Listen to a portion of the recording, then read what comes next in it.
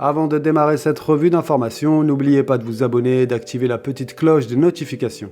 Bonjour à tous, on commence cette nouvelle revue d'information avec Ismaël Bennacer. Le milieu de terrain du Milan AC a exposé toute son admiration envers son équipier et capitaine Zlatan Ibrahimovic. Il a loué son professionnalisme sur le terrain, mais aussi ses prises de parole en déclarant notamment « Même si parfois on voit qu'il est mécontent sur le terrain, il nous apporte beaucoup avec toute l'expérience qu'il a acquise, il essaye de nous emmener au plus haut avec lui, il recherche la perfection et nous donne beaucoup de conseils. » Dans la même interview, le Fennec rêve de remporter le Scudetto, titre qui échappe au club depuis 2011 et de remettre le Milan AC à la place qui est la sienne. Invité à s'exprimer et donner son avis sur deux des trois meilleurs joueurs africains de la décennie, à savoir Mohamed Salah et le capitaine des Verts, Monsieur Riyad Mahrez, l'ancien latéral brésilien Cafu a déclaré « Mohamed Salah est sans aucun doute meilleur que Riyad Mahrez. Si je devais choisir une équipe pour laquelle jouer aujourd'hui, je pense que je choisirais Liverpool. C'est un grand club et j'aime le football anglais en général. » A noter que Riyad Mahrez a été un des acteurs majeurs du plus bel exploit en Premier League ces 20 dernières années avec le succès de Leicester en 2016.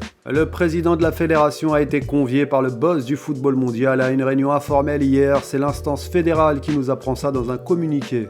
Si aucune information n'a filtré sur la teneur de cette réunion, des rumeurs suggèrent que Infantino aimerait avoir le soutien de Zetchi pour l'élection du candidat sud-africain à la tête de la Confédération africaine de football, à quelques semaines de l'Assemblée générale élective prévue pour le 12 mars prochain au Maroc. Nos Fennecs jouaient la coupe en ce milieu de semaine et on commence par la France avec la titularisation de Ben Lamry qui a rendu une copie propre et joué 90 minutes face à Ajaccio. Mais c'est la prestation de Slimani qui a fait l'unanimité, il a inscrit un but et délivré 2 passes décisives pour la victoire 5-1 des Lyonnais. Andy Delors a inscrit le premier but de son équipe pour une victoire 2-0 face à Strasbourg. Boudebouz n'a pas pu empêcher l'élimination de son équipe 1-0 face à Sochaux, tandis que Farid El Melali a disputé 20 minutes face au Stade Rennais. Et pour finir, du côté de l'Angleterre, on jouait les 8e de finale de la FA Cup, Mahrez et Benrahma ont débuté sur le banc. Le capitaine des Verts est entré à la 56e minute de jeu lors de la victoire de Manchester City 3-1 qui affrontera Everton lors du prochain tour. De son côté, Saïd Benrahma a joué les prolongations mais s'est incliné face à Manchester United 1-0.